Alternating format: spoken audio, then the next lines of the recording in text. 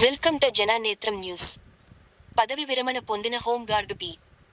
మహేందర్ పూలమాల వేసి, శాలువాతో సత్కరించి వీడ్కోలు పలికిన అడిషనల్ డీసీపీ లక్ష్మీనారాయణ. కరీంనగర్లోని హోంగార్డు విభాగంలో విధులు నిర్వహిస్తున్న మహేందర్ దాదాపు 30 సంవత్సరాలు పోలీస్ శాఖలో సేవలందించి సోమవారం నాడు పదవి విరమణ పొందారు. కరీంనగర్ అడిషనల్ డీసీపీ లక్ష్మీనారాయణ చేతుల మీదుగా పదవి విరమణ కార్యక్రమం నిర్వహించారు. పూలమాల వేసి, శాలువాతో సత్కరించి వీడ్కోలు పలికారు.